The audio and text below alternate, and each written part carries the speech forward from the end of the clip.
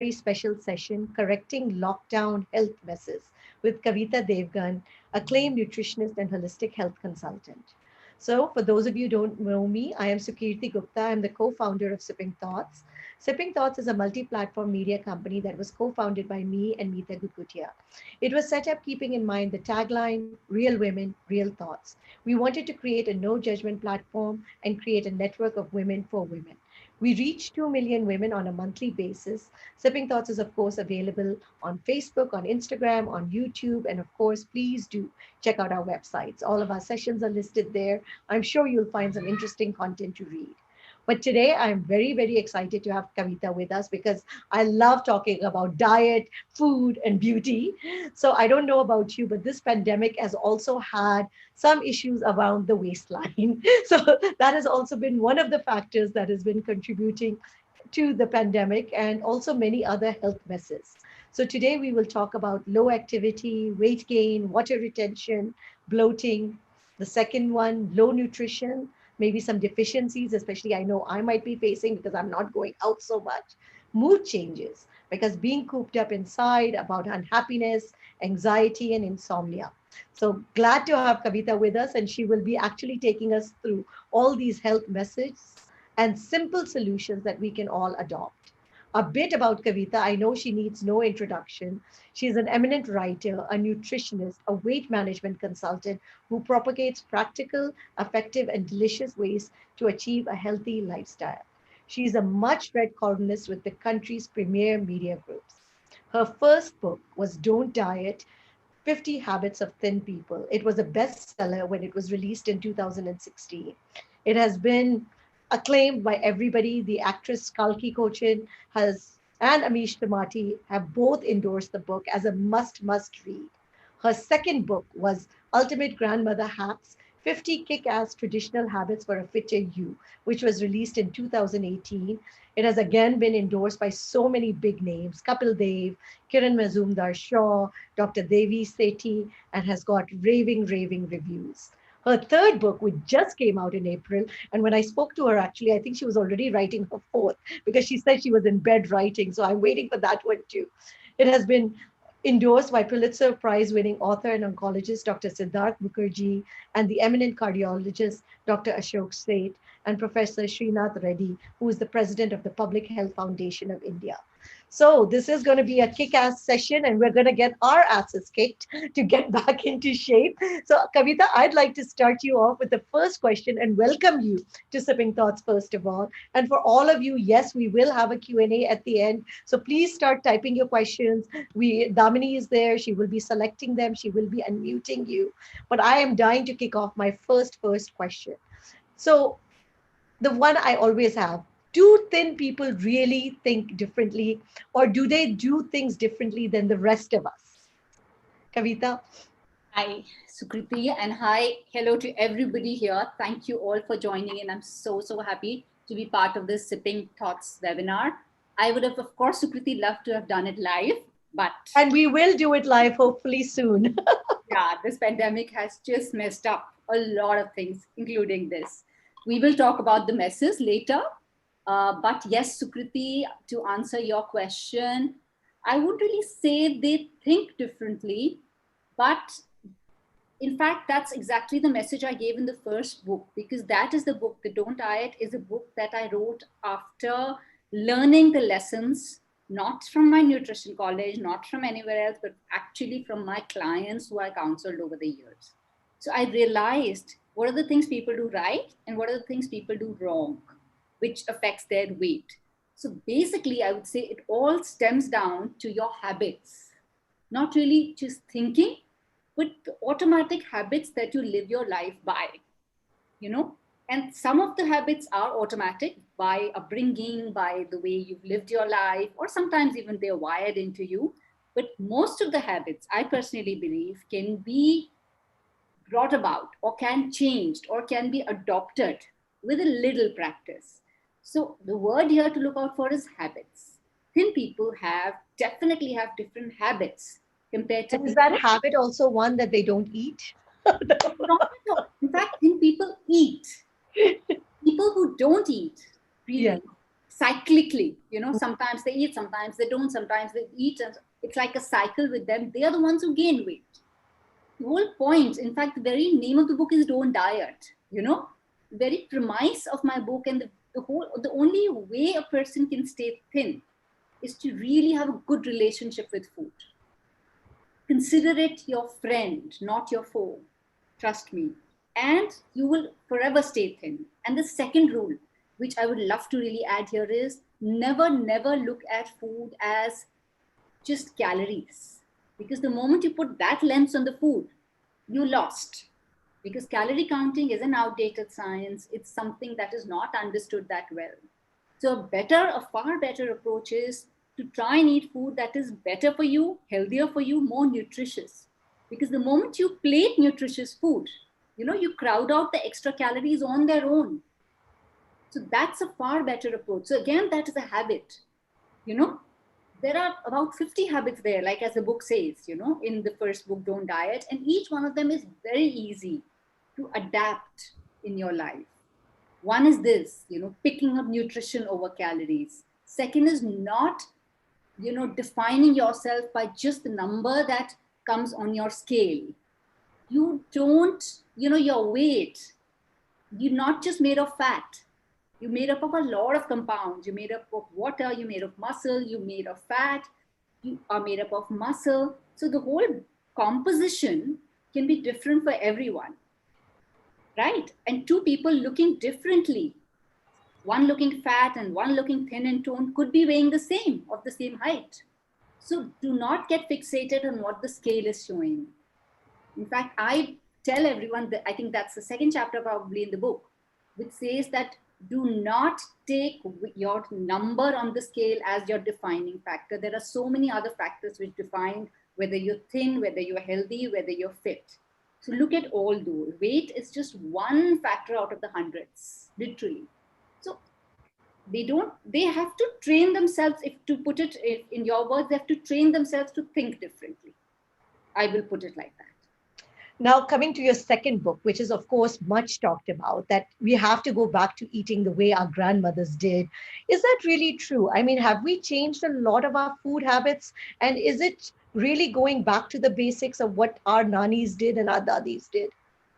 You know what, Sukriti, I was also very surprised when I was actually researching for this book. Actually, I was doing a column for Daily,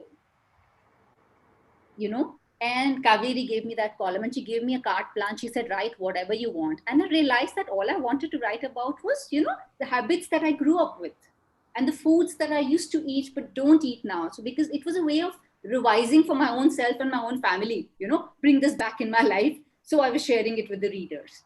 And I realized that even though maybe you and I, our generation, still find all those habits familiar, but the next generation, my son and that generation, maybe finds all those simple things that our parents and our grandparents used to do unfamiliar.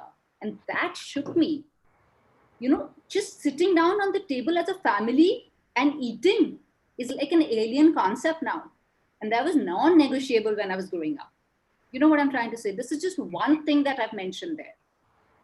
Then, of course, there are so many other things, and they used to do that as part of their daily life because that's how they grew up, and that was a way of life for them. But along the way, I think convenience took over and a lot of other factors. I won't really blame anything and anybody here, but life changed, and everything easy became the norm, and we forgot all that and did not pass it on to the next generation. So this book, actually, I wrote for my son and for that generation, that please read and get familiar with them. We are already familiar. Our generation needs to just bring them back in our lives. But the next generation actually needs to sit and read about it and know why it's good for them. So I'm not just preaching in the book. I'm not just saying sit on the dining table and eat, or I'm not just saying eating with the hand is a great idea. I'm explaining the concept behind it. I'm in simple, rational terms, because logic works for that generation. I realized you can't preach to them. Of course not. So I realized that the whole point was to tell them that this is what was done. And now this is the reason. And now science has proven it, because Then they feel, okay, so West is proven it, okay, there must be something good happening there. So that is the whole idea. And what I've also done is I haven't really gone way back, Sukriti. I haven't gone to the ancient times. I have just gone back 2 decades, 3 decades, 2 generations. That's about it. So those are the habits that are very easily brought back today as well in the diet. They won't sound like, wow, I can't do that. They won't sound like that. So that is what the whole, that book is really close to my heart. I think it will always stay very close to my heart. Now, your third book, Fix It with Foods. I think that's the one most excited about. Can we fix all these messes that are happening in our life with the pandemic, with the food that we're eating? And with that, I'll hand it back to you. How do we correct all these lockdown health messes that are coming up in our system? So fix it. So fix it is something which I don't know. It is definitely possible to fix it. We just, Sukriti, I personally, on a broader note, as a policy also, I personally believe in the prevention mode rather than curative mode, which is why I ended up studying nutrition, frankly. Although my dad wanted me to be a doctor, our generation either become a doctor or an engineer or a teacher. If you don't want to study, become a teacher. So I actually did not go for medicine. I went for nutrition because I wanted to practice prevention. I feel food is the best preventive tool that we have. Of course, it's a curative thing as well, but the best possible preventive tool. And yes, we can fix a lot of things. I mean, there are 40 foods, featured in that book, and there are some hundred fix-it solutions there. And then there are tools for like food for hair, and food for skin, and food for hormonal balance. So every food does something really good for us. Every food is a superfood. And each of those foods mentioned there is available at your local sabzi wala. That's the beauty of this book. I mean, I have nothing against exotic foods. I'm perfectly okay with them. I love to eat them as well. But the point of writing this book is that we need to respect the foods that are easily and that are good, that suit our pocket as well on a daily basis. So that's the whole idea behind it. Now, of course, the whole topic, let's come to what we really need, which is in everybody's mind, which is this pandemic and how it has completely messed us all up. It has been devastating. I mean, there is no two ways about it. This pandemic and the lockdown has been totally devastating. We've been stuck at home, stressed completely, but then we had no choice. So it has led to a lot of side effects. I will come to the negatives later, but first I do want to talk about, to start the talk on a positive note, I want to talk about the positives as well. You will have to agree with me, Sukriti, and I hope everyone else who's listening to me as well, that there have been some positives as well. It has brought family back in vogue. Health has become a priority. Earlier, the most Google word was probably weight loss. Now it is probably superfoods, Immunity. immunity. So the lens is changing. So I take that as a big positive. And third, the most important thing, I've realized that people are going back to the traditional rules of eating, at least even if in a smaller way, eating by force, they were forced to eat home cooked food. So there was less reliance on highly processed foods, and when you do that for a period of time, you do like for about 5 months now, people must have noticed a certain change in their health, energy levels. And hopefully not everyone will go back eventually to that wrong way of eating that we used to follow earlier. Because we have to understand excess of anything is bad. There's nothing wrong in eating outside or ordering in once in a while. But like I say, mentioned in fact in Ultimate Grandmother Hacks also, there's a chapter on why we must eat home cooked food. When we were growing up, eating out was probably once a month or twice a month as a treat. If it can be kept like that, then there is absolutely no harm at all. But the rest of the time, it must be home cooked food, because there you can control everything. You can control the ingredients, you can control the kind of food that you're eating, the quality of food, everything you can control. So that has, I think, been a big positive as well. And the other thing I feel that we haven't really done much, but we could have, maybe it's not maybe it is a lost opportunity, but we can still try, is to embrace the community aspect of eating. I don't know how many families have, started eating meals together. Maybe not great, not just for our health, but for our soul, everything, for the family as well. So that's the other thing. Home cooked food continue, but sitting together and eating will be a wonderful, wonderful idea. Making, in fact, sitting down and eating meals together. If there's one rule you can force in your family, if you have a say, just pick this one thing, at least one meal together without gadgets, without, hollering on the phone, without TV on, without reading a book, and see the difference it's going to bring. There is a huge focus, like you mentioned, Sukriti, on immunity, which is a good thing, but there's been just too much talk about immunity. So I will not really, unless there's a question later, we can take that up. But right now,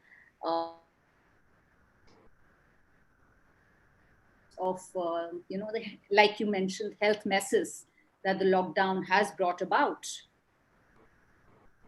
And there have been many, right? So what are those? Let's see. First, of course, what has it led to? Low activity,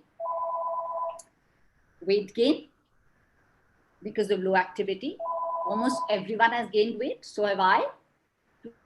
Which is shocking, because when you told me that, I didn't almost believe it.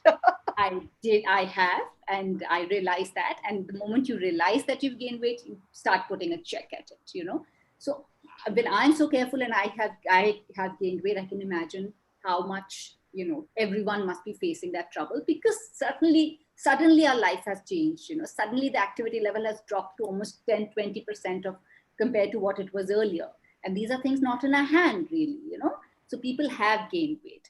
A lot of my clients have been complaining of excessive bloating. So I want to talk about that as well a little bit, because I feel that's important as well. And it's almost a separate topic, I feel, because so many people are suffering from it. Deficiencies, although we've been eating, a lot, but there's a difference between eating more and eating right. So probably a lot of deficiencies could have also developed. And so I'll probably just briefly touch on that. And the most important, moodiness, anxiety, insomnia, some people are even moving towards depression. So we will touch on that as well, because again, food can take care of all of these things. The moment you start eating right, you can take care of it to quite an extent. So I want to talk about all of these. First, of course, let's talk about weight gain, because everyone is really worried about that. And of course, lowered activity can be offset to quite an extent. Most of us have been doing a lot of household chores. So that has helped to quite an extent, I'm sure, because that keeps the circulation moving, and the movement helps. But in addition to that, if structured exercise is out of bounds, which it is for most people, even if the gyms are opening, I don't think people are really to go there. Some people don't really have a safe place to walk as well.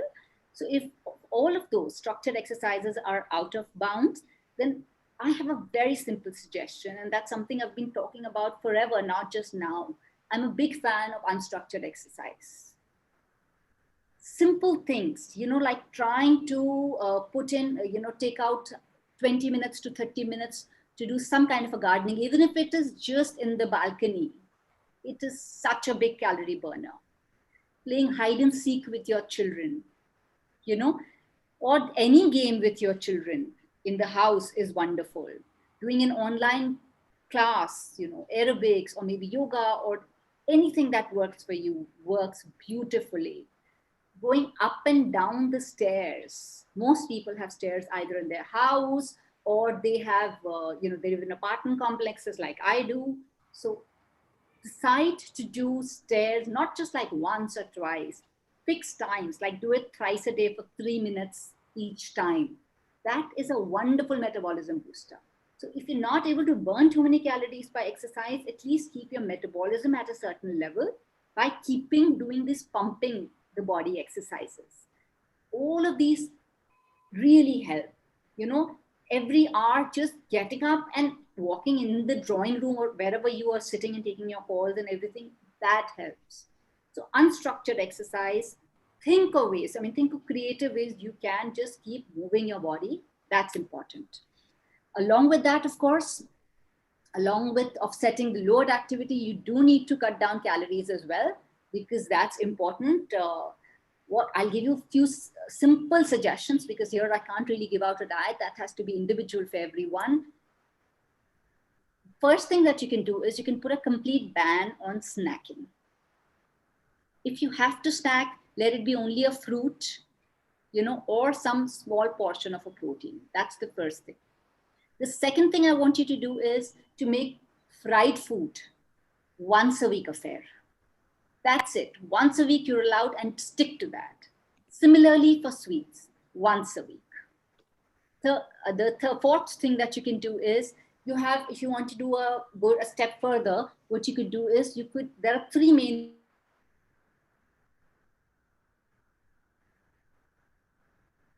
any one meal. Ideally, I would say you could put your lunch or your dinner and make that really light. Let that be just fruit or just vegetables for you. Because that alone, this one thing alone, if done every day, will be able to help create a calorie deficit that can help you lose weight. So try doing this. It's the easiest diet, which you can follow, and which is very, very effective. In fact, I can tell you. So Kavita, everybody is saying no snacking. Oops, that's very hard. No, so you snack on only fruit, because otherwise also we don't eat fruit. Where do you fit in the fruit? Most people, the biggest challenge I face with my clients is that they don't eat fruits, and we do need fruits. I'm going to come to the deficiency bit next.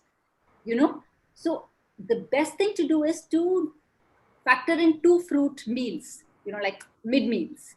And that is the best. It's like killing, what do you call it? Yeah, killing two birds with one stone, literally. So you're covering the deficiencies, and you're taking care of your cravings mid meals with a food that is lower calorie and good for you.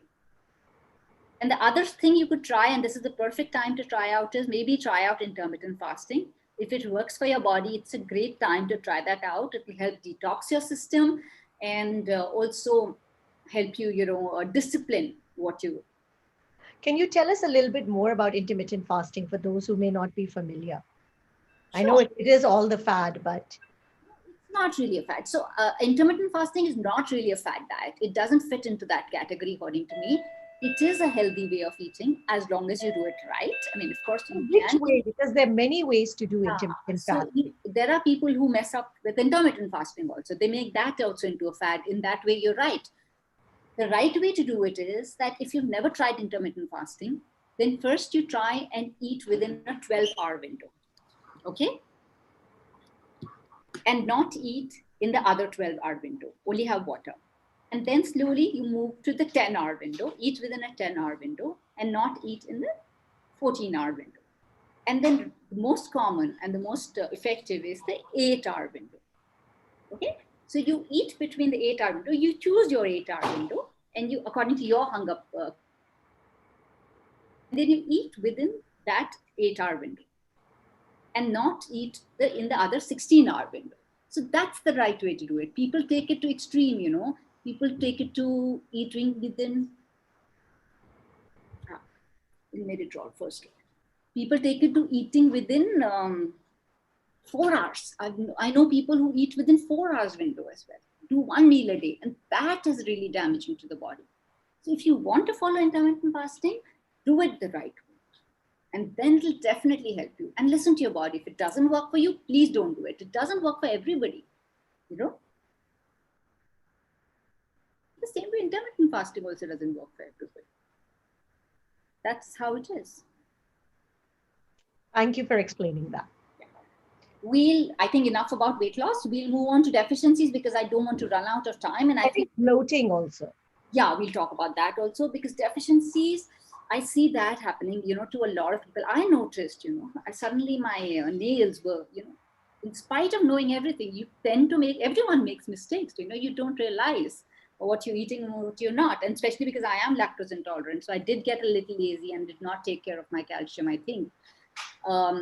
Calcium. is the first deficiency that is really common and has been developing in a lot of people. So do focus on the kind of foods that give you calcium. Dairy, of course, is one of them. Then if you can't have dairy, like if you're lactose intolerant, then, you know, still seeds is wonderful, anjeer is wonderful. So or maybe, you know, soy milk. So make sure that you have your calcium. The second is iron. Suddenly people are feeling so tired and they're thinking that we're getting bored or anxious. That is why we're feeling tired. No, maybe their iron levels are dropping. No one is getting tested. Everyone is so scared. So you don't really know if your hemoglobin is dropping, you know. So anar with a little bit of vitamin C added to it, lentils, of course, meats if you're a non-vegetarian. Chickpeas give a lot of iron, you know, basin gives iron. So it's not that vegetarians can't get it. You just have to focus on iron. So that's the other nutrient I would like everyone to focus on. And the easiest way, like I was mentioning earlier also, is to eat a wide spectrum of fruits and vegetables. People don't, vegetables we still eat, you know, most of us, but fruits, most of us don't. Like I said, it's the challenge that I face with almost every client. When they give me a food history, I'm like, you did not mention fruit at all. And they're like, yes, I don't think I have it. You know, most people are like that. So, and the easiest way to ensure that you cover your deficiencies or prevent them is to eat a wide spectrum of fruits and vegetables, different colors, like they say, rainbow, simple. And vitamin D, finally, most important. Most of us are indoors. I mean, as it is, we are usually indoors, but now we are perforce indoors, you know. So vitamin D is important. Get a bit of the sun every day. So like I said, do that gardening. Trust me, that's the best way to cover both your bases here. Getting vitamin D, getting some exercise. Or if that doesn't work for you, gardening is not really your cup of tea, then go and sit and have your chai in the balcony. You know, make a date with the sun consciously. Get half an hour of sun, hook or by crook. You're a reader, sit out and read. Please, you know, winter is going to come in very soon. At least till then, get the sun as much as you can. Okay. Moving on to water retention, ballooned out body, puffed up legs, ankles, everyone, you know, eyes, everyone has been complaining of that. It's a very, very common problem. And you'll be again surprised. I have to mention here that a big reason for bloating, which not many people know, is deficiencies of certain vital nutrients in the body. Lacking vitamin A and vitamin C, because both of these are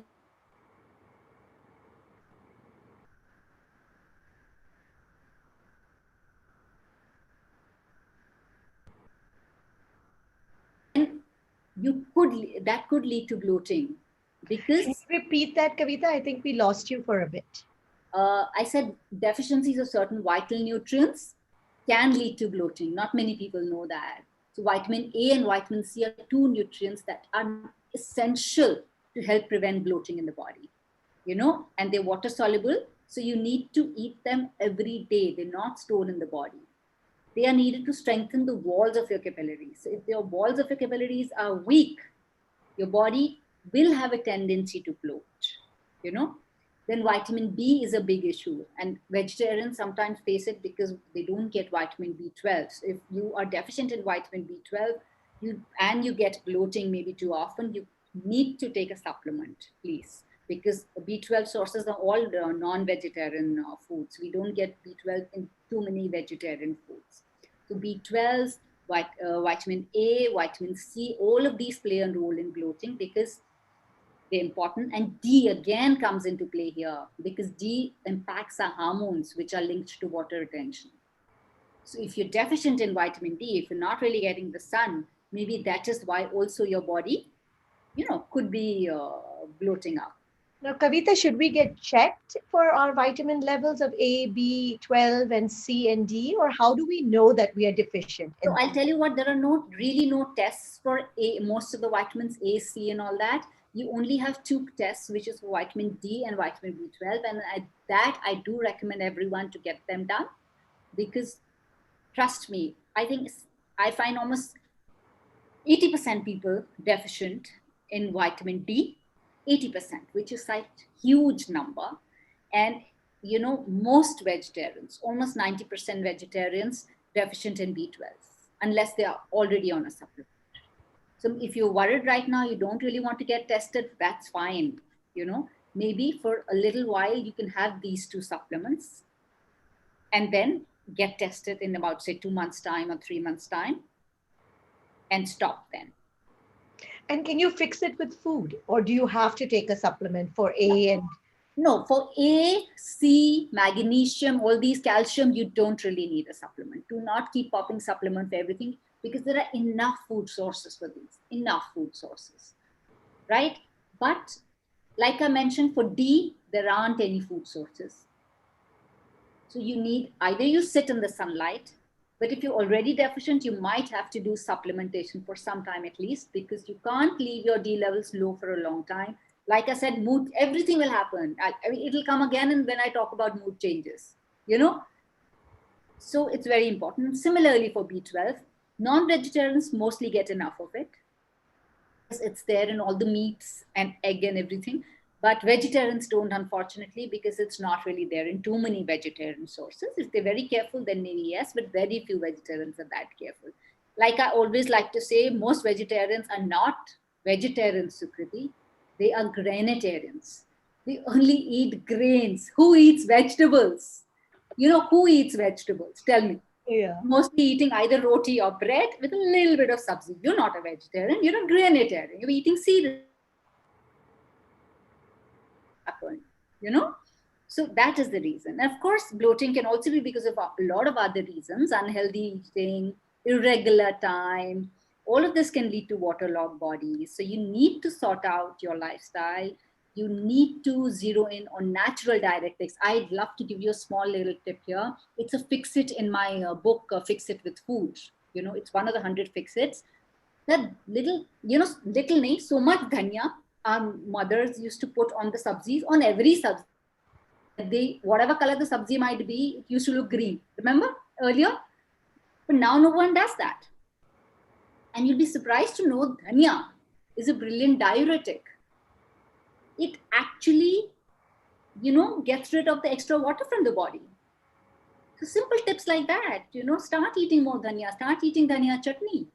So fixing it with food is very much possible. And if it is bothering you too much, maybe you can drink parsley tea. Get hold of it, just brew 2 teaspoons of dried leaves of parsley in boiling water, steep it for 10 minutes. And if the bloating is too terrible, then have at least 2 to 3 cups a day for a few days. And eventually, as a preventive, maybe do it once a day. So that will be fine. So that's wonderful. That's a natural diuretic and that will help you. I'm not in favor of diuretic medication because your body gets used to it and might even lead to dehydration later. So I don't want that. I would much rather people do it with food. And so when you asked with food, is it possible? Absolutely. Cutting, bloating with the right food is very, very possible, And there are a lot of diuretic foods, to choose from. Celery is there, carrot is a diuretic, raw onion is a wonderful diuretic. Dhania, I've already told you, is a diuretic. So all of these foods, if you include in your diet, hopefully you will not really face water retention. And if you're already facing it, you will be able to correct it. And of course, the sodium balance, you have to look at that. If you're having too much salt, if you're putting too much onto everything that you're eating, that also could be leading to water retention. So do look at that. And because sodium potassium imbalance is of course the first reason for water retention in most people. And in fact, if you correct just that, at least most people can actually correct their water logging in the body. So I don't think that should be a problem at all. Coconut water can really help. If you have too much sodium, have coconut water, which is high potassium. So potassium helps cut sodium. So with food, it is possible to handle almost any small issue unless it becomes a serious issue. And just one more question before you go up to the mood changes. Is it just good to take a good multivitamin then every day so that you make sure that all of your vitamins are covered and your nutrition is covered? So I'm not really a huge fan of supplements. I don't really prescribe them that easily unless there is a serious problem, I feel. Most of the time, even if you eat correctly for a month, you can be actually sorted. So if you can do focused eating, for a month or two, I would much rather that you try that. I'll tell you the reason for that. The easier way out is just popping the pill. I agree. It's very easy. Yeah, just get the multivitamin and pop it. But my problem with multivitamin is that, you never know when it can become excess. And secondly, uh, food as a whole gives you much more than a particular nutrient at a time. It works synergistically, the compounds in it. So if the benefits that you get out of the whole food will be this much, with the supplement you'll probably get this much, literally. So, literally, I would say this is how it works. If you still want the easy way out, I would say it won't really harm you taking a supplement. But for the body, I don't think taking the easy way out is the right way, because that's the one body we've got. So we should focus on it a little more than, when we do a project or when we do anything, how much emphasis, we put on getting everything right and perfect. So here you're not going to get the second body. And when you have the tools, when you have the foods for everything, trust me, when I was researching for Fix It With Food, my mind went, I had a whole new respect for foods. I had a whole new respect for bottle gourd, ghee. I had a whole new respect for, brinjal. Do you know brinjal is the most alkaline food out there in the world? So people who have acidic bodies, people who face acidity, or who eat too much junk, the best way to cut it is to eat brinjal twice a week and eat karela twice a week. And they'll be sorted. So my whole point of writing that book, Fix It, Sukriti, was that if somebody reads like 3 pages on, say, let's just say apples, okay, or let's just say ghee, and just come to know what all good that simple, humble food can do to their body, they'll probably respect it a little more than they do right now. Absolutely. Thank you for clarifying that, because I know that's a question that's probably on a lot of people's mind. And I know now the last one, the mood, our moodiness and our anxiety. How do we deal with that? Oh yeah, so moodiness, not being able to sleep, stress levels skyrocketing, these are all very common emotions. Anger, everyone is going through that. Of course, the circumstances have a role to play in it, but there are ways you can relieve stress through right lifestyle changes, and you can cut anger as well through the right foods. And the first rule, Sukriti, here is, and that is so simple that I'm like, people will say, what is this advice she's giving us? To keep anger away, to keep calm, the first rule is to eat a balanced diet. This is not a time for fad diets. This is not a time for starvation regimes. You need to eat food, whole food, good food at this point of time. There is never a time for fad diets, but this is the worst time for it. It's only going to make you cranky. It's only going to worsen your symptoms. And frankly, you won't really lose weight as well. No one loses weight with fad diets. So you won't be a gainer in any aspect, So don't experiment. Please go back to eating wholesome food. This is the time to do that, okay? Second thing is to eat enough protein. We don't eat enough protein. We all think we do, but we don't have enough protein. Somehow, as a nation, the focus on protein is not there. We need about 1 gram of protein per kg of body weight. Simple formula, right? So don't even get into calculations. Just make sure that you get a good protein source in every meal of your day, and you'll be fine.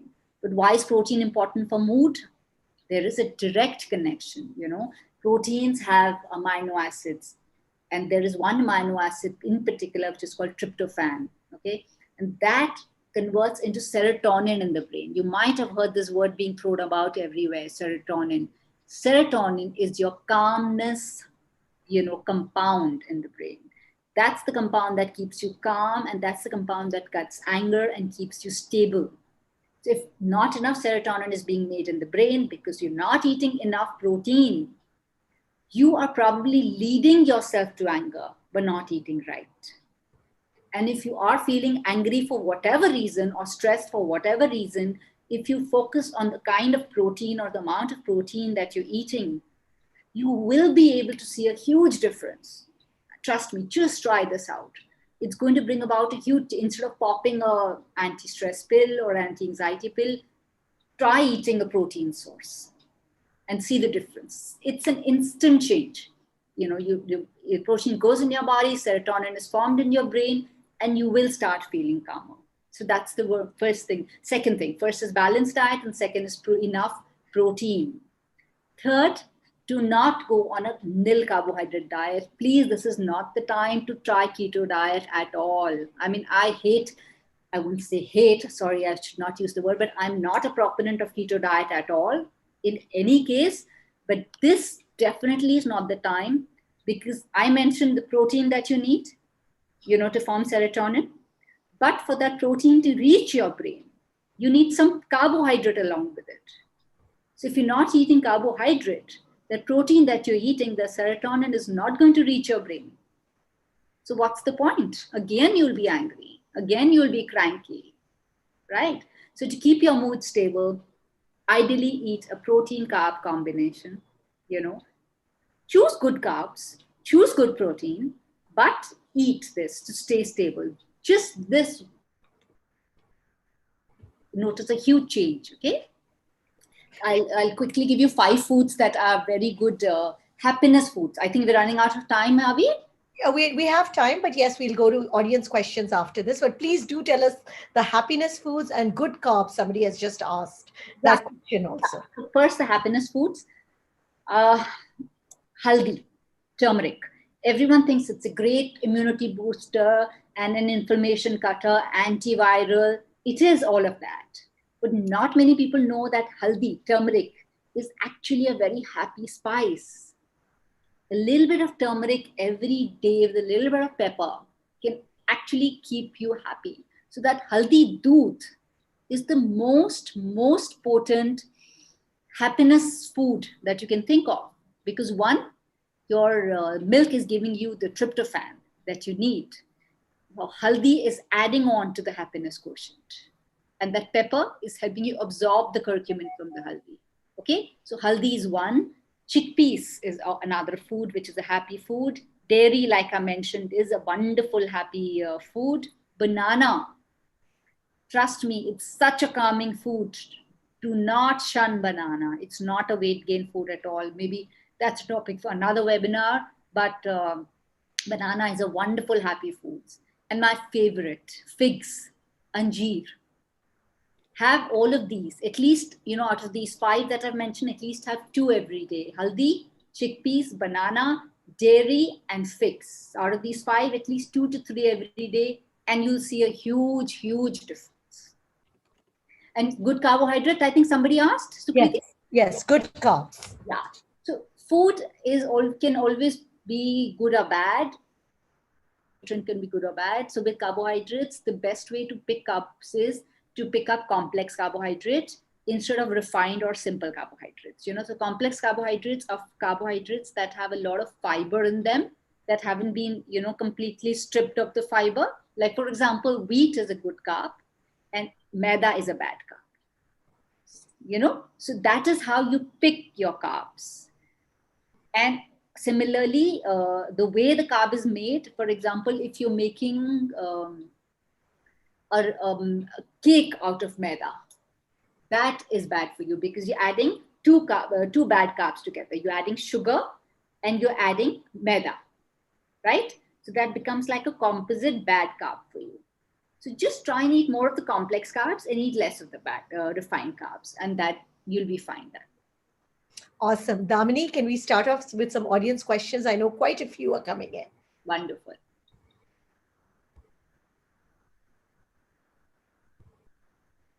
Damini?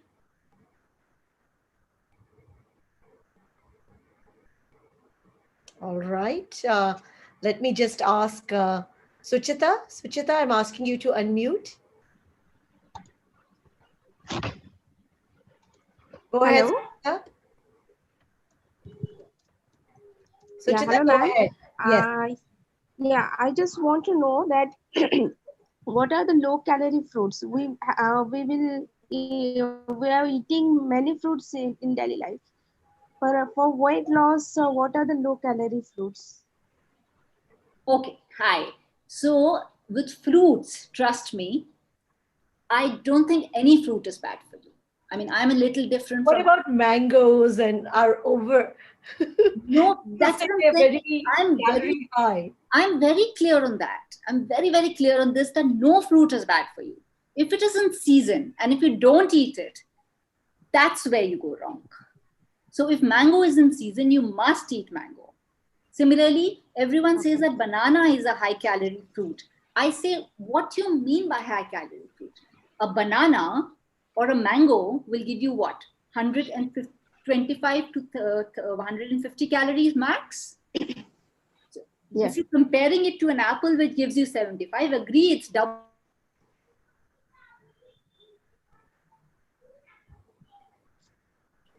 understanding what I'm trying to say. So it's Can you very repeat that? We lost you for a little bit. so what I'm saying is that let me just give the whole answer again Yeah. because I'm really very, very clear about this, about fruits. One, according to me, no fruit is bad. Okay. If it is in season, you must eat it. If you don't eat it, that's where you're going wrong. So if mango is in season, if you're not eating it, you're wrong. If guava is in season, you're not eating it, you're wrong. If grapes are in season and you're not eating it, it's wrong. Because fruits are not just calories. In their 100 or 150 calories that you're getting nutrients that are so packed that they're worth every calorie that you're taking in. Okay. So if, for example, if you're worried that a mango is going to give you a lot of calories compared to, say, an orange, agreed, a mango will give you 150, an orange will give you 40 calories. But again, what is 140 calories in your day's calorie count? Nothing. Mm-hmm. You know, it is half a burfi. You know what Right. I'm trying to say? So do not Yes, remove yes, yes. fruits. As it is, we don't eat enough fruits. Do not remove fruits from your diet thinking that do not demean them. Do not say that I will not eat this fruit, I will eat that fruit only. Don't. Eat all fruits. Like I said, to prevent deficiencies, you need to eat variety and you need to eat them all. No fruit is bad in my dictionary. Absolutely no fruit is bad. Thank you. Thank you, ma'am. Thank you so much. Yes, so our next question is from Richa. Richa, please go ahead. Hello, ma'am. My question is that, we're not very fond of fruits, but definitely I'll try to make a start on it. Apart from that, can you suggest something else for healthy snacking? I'm the kind of person who likes to eat every few hours, and now that we're home, that craving has gone up. And the second question is, I know you said, you need to take a supplement for B12. So both my parents got tested and they have extremely low B12. Can you suggest something else apart from supplements as well? Thank you. Are they vegetarian? First, I need to know. Yes, they are vegetarian. Okay. Yeah, so let me first answer the fruit question for you.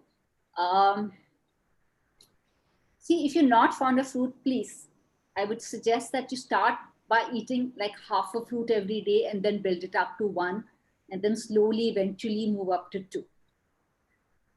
That's something that this is how I work with my clients as well. So this is a step-by-step approach I take with my clients, and trust me, it always works.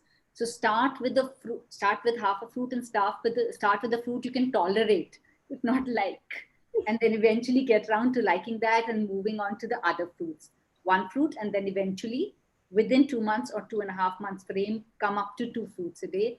We don't have a choice, because if you don't eat fruits, there you will be deficient in not just the regular vitamins and minerals that we talk about all the time, but also trace minerals and vitamins. And plus, fruits are the only foods that give us enzymes, which are really important for the functioning of every single system in the body. There's no other way really to get enzymes. So they are that important. Kavita, one question about fruits. Can you take fruit juice or is it just you have to eat the whole fruit? You have to eat the whole fruit. The thing is, when you're having one apple, you're getting the goodness of the fiber, you're getting everything there, right? But when you making a juice, you're probably using like 4 apples there. So that's a lot of sugar as well, right? So all you're taking in is a lot of calories and diluted nutrients. So you do get some nutrients, but to nutrient ratio always, not just calorie alone. How many nutrients are these certain number of calories giving us? So for children, maybe, yes, fruit juice is still okay because they are much more active. But for adults, juices preferably to be avoided unless it's a green juice, because vegetable juices are lower in calories. But they are also a prefer that you eat a vegetable, but you can still take a green juice if you do want to take it sometimes.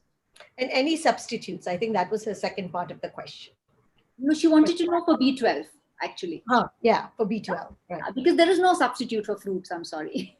You have to eat fruits. The God hasn't given us an option there. Sorry about that. Yeah, so B12 is very tricky, Richa. You know, and maybe, I don't know if you got tested, because it's not just your parents. I'm sure most of us are very, very low in B12. And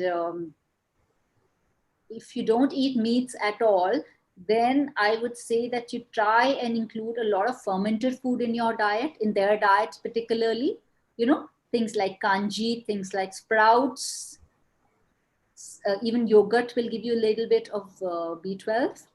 But if it is very low right now, at least for some time, put them on a supplement, because it's important that the B12 level comes to a certain level, and then you can try and maintain it with food. Because that's, if you were non-vegetarian, I would have told you you can manage with just food. But if you're a if they're strict vegetarians, then a supplement and it's a harmless supplement. There is, because it's a water-soluble vitamin again, so excess does not get stored in the body. So it won't harm them at all if they take B12 supplement. Perfect. So our next question is from Dr. Vandana. Dr. Vandana, please go ahead. Hi, good evening, everyone. Good evening, Kavita. Absolutely wonderful session. And I have two questions. One is, if you are a diabetic, then, a lot of restrictions are there in your fruit choice. And second is, what is your take on including multigrain flours in place of carbs, like, the normal wheat flour we have? So, and how often we can include this multigrain flours like ragi and other millets? What would you suggest on this? Yeah, so let's talk about the diabetic fruit thing first. Yeah, of course, there are restrictions when you are a diabetic, because you have to count the total number of sugars you're eating in the day. But if you are able to control the amount of carbs that you're having in the day and not having anything sweet otherwise, even diabetics, I personally feel, can definitely include one fruit a day in their diet. There is no problem with that at all. Some can even include two if they're really strict with the rest of the day's diet. And as kind of fruit in their diet, the sweeter ones, maybe they should not take the full portion of it. I never say no to mango to a diabetic. I just tell them, don't eat the whole mango. Eat half, or eat, like half every alternate day or every third day. So that's how one does it. Control portions. Do not ever ban a food. In my dictionary, banning a food is the worst thing you can do to your body, because you're just cutting off completely the goodness that particular food can bring to your body. You, of course, cut down the portion if it doesn't work for you, but do not remove it completely. And what was the second question? I'm sorry. Sukriti, what was the second question? I had asked about multigrain flour. I'm so sorry. How do we include I just get so carried away with fruits, I forget everything else. Thank you so much. Topic favorite. Lovely. Yeah, so the thing is, with grains, I have a very simple rule. Eat, in fact, it's the rule for everything. Eat variety, okay? So that this rule sticks for fruits, this rule is for vegetables, this rule is for oils, this rule is for grains as well. Sticking to just one kind of grain forever is a very bad idea. So eating just wheat rice is a recipe for disaster. It's very important to keep changing your grains every now and then. In fact, my simple rule is that you eat wheat in every fifth meal. It's just approximately like that. So in between, try and include other grains like ragi, amaranth is a wonderful grain to include. Oats are okay. Nachni is okay. Barley is okay. You don't have to include them all. Maybe you could just pick 2 or 3 of them and do that. Multigrain atta is one way of multigrain atta. I personally feel that when I'm eating a grain, might as well enjoy it fully. So when I'm eating bajra, I'm eating bajra, and then I'm eating amaranth, I'm eating amaranth, because I personally like it like that, but that's a personal choice. But multigrain atta can of course be done, but please be wary of the multigrain attas available, the packaged multigrain attas. In fact, just yesterday, a client sent me a picture of the ingredients of the multigrain atta. She was like very happy that she's switched to multigrain atta. So I asked her to send me a picture of the ingredients. So that multigrain atta, I won't name the brand here, actually had 90% wheat. Okay? And 10% of like 2% of 3-4 of them. So please be wary of that. That's not multigrain atta. So if you're getting your own made, that's perfect. That you could get like in the ratio of 30% wheat and mix 2-3 chana atta and stuff like that in it. That's fine. That you can go ahead with it all the time.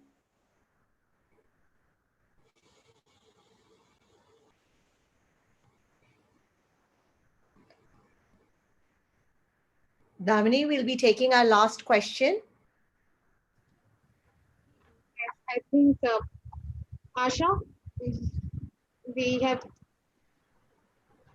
So, okay, before we take our last question, one more thing that is coming up on the chat is someone has asked about, when you were talking about fermented food, someone asked, is dosa in Italy, will that also work? Of course it does. Dosa, idli, appam, homemade pickles, homemade dahi, all of these are fermented foods. Kanji, kombucha, if you can source kombucha, all of these are fermented foods. Perfect. So we're not able to unmute Asha, but she had a very interesting question when we were talking about intermittent fasting. How do you start it? How do you go about it? You have explained us everything. So if someone wants to start with that, how do you start your day? So I think I did explain that, but let me just repeat it.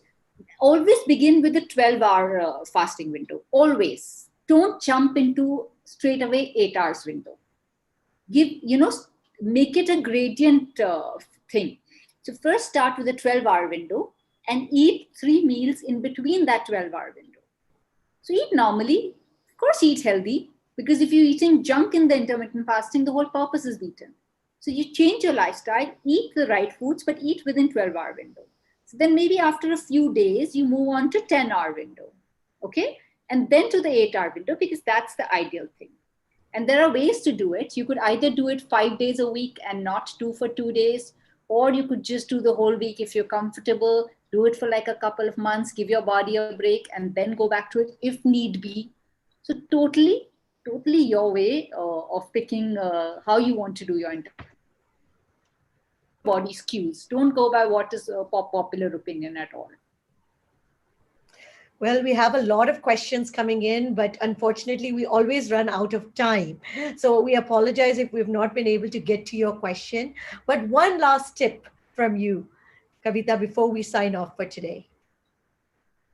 Has to be with immunity because I'm itching to talk about it because it's, one, I really want everyone to understand, please, immunity is not a quick fix. It's not going to be that today you had haldi do, then your immunity is gone to, from here to here. It doesn't work like that. You need to work on it. But the fact is that the way the world is changing, the way we don't know what the universe will keep throwing at us, this pandemic is not the last one for all we know. We don't know what else is going to come our way later. We don't have a choice but to work on our body and to really strengthen it from inside. So focus on your immunity, focus on your inner health, stay near your optimum weight. Not many people know that if you are overweight, it's not just a cosmetic issue. It's actually, if you're overweight, your immunity is also disturbed. It's also low. Because when you have excess weight on your body simply cannot make enough antibodies to fight the infection. So if for no other reason, at least for this one reason, focus on getting near your optimum weight. I'm not saying become your ideal weight, but do not be excessively overweight. So focus on that, focus on your immunity, and please stay happy, healthy, still stay safe. I really want to insist on it enough. I mean, I can't insist on it enough. Stay safe, and this too shall pass. Well, thank you, Kavita, for joining us on Sipping Thoughts. Thank you, everyone, for joining us. And with that, we wish you all a very, very good night. Bye-bye. And we'll see you soon. Thank you for having me. Bye. Thank you.